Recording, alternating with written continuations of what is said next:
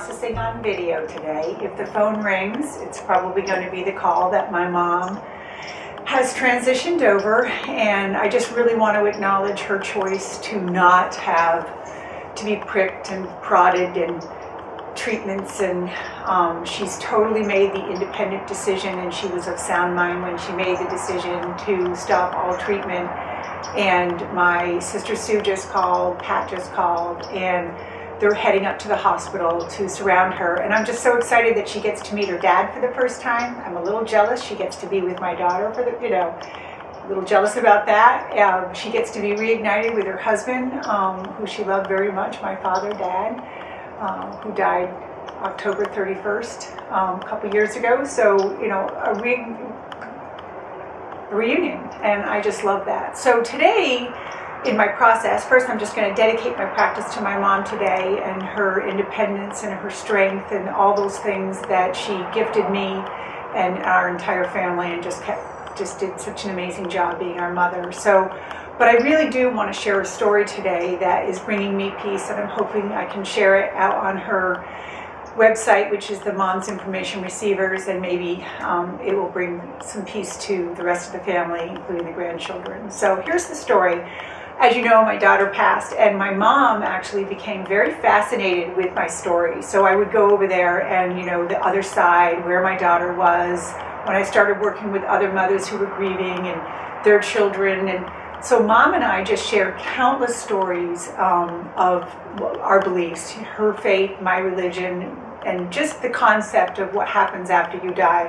And what I know about my mom is she had no fear of what she's about to go through. So I'm comforted by that. But I thought I'd share a story that happened between her and I that just was life-altering for our relationship. So here we are. We're in the kitchen one day, and she's just, so when's the last time you had someone come over? And so what happened in that session?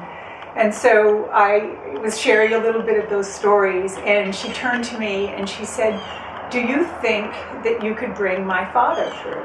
And my Catholic mother, right? So I was like, well, Mom, I'm not sure what you mean by that. And she's like, well, you talk about all these connections, and I would really like to know if what my father, and about my father.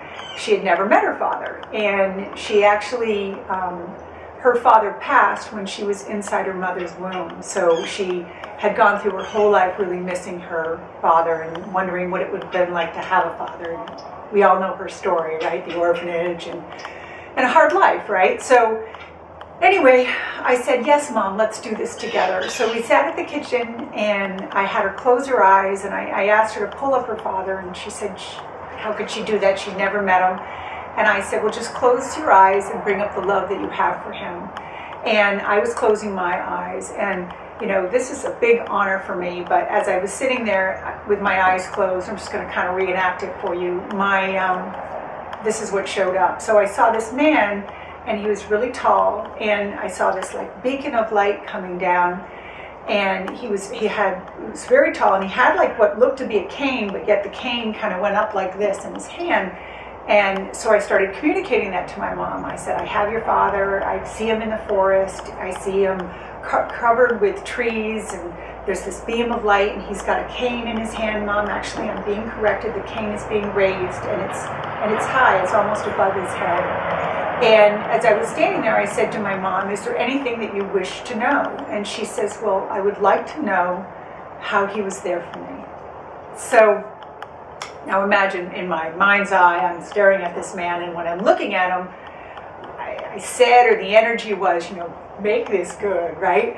I have you, my mom, this means so much to my mother. Will you just please let me know how you have been there for my mother? And he kind of laughed at me when I asked him that question, and I think it's because I'm the banker, right? So he said, tell her finances.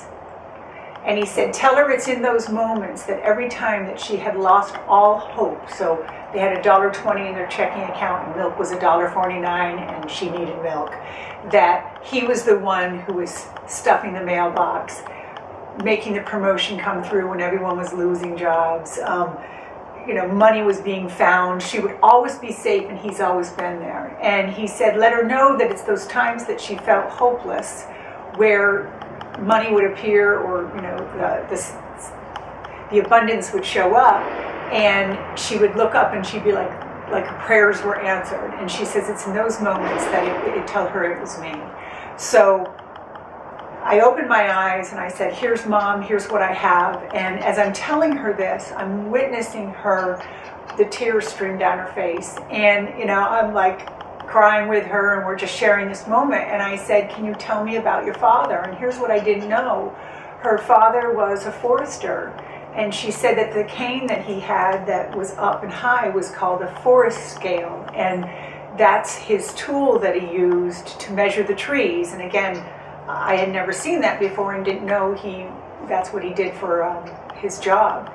And, and then she went on and we just shared countless stories about how she knew exactly what I was talking about. And I let her know that he would always be there for her, that she would never have any concerns, and that was his way. He provided for her. He really did. So as my mom was crying, I said, well, why? Are you sad? Can you communicate what you're feeling? And she looked right at me and she said, I'm 84 years old. I can't remember the exact age, but I'm sure 84 years old, she said. And I have walked my entire life not knowing that my father had never left my side. And that's what I'm sad about. So I share that story today because I really just want us to recognize and understand that Mom is not of service to us anymore. She is she's going to be in a most amazing place, and she's going to be surrounded by all the love that she's never seen before, certainly with her father. And it's her time, and I just really respect that. So she will live on, as we all know, and I'm sure I will continue to hear her mothering me in my ear, because I am my mother's daughter, right? So anyway, bless everybody, and we're about to celebrate her life, and I'm just so proud of my mom's choice, and I wish her a smooth transition, and I'm just so happy that it is exactly how she wanted, and I really honor that. So God bless. This is Jeannie Lynch signing off. Namaste.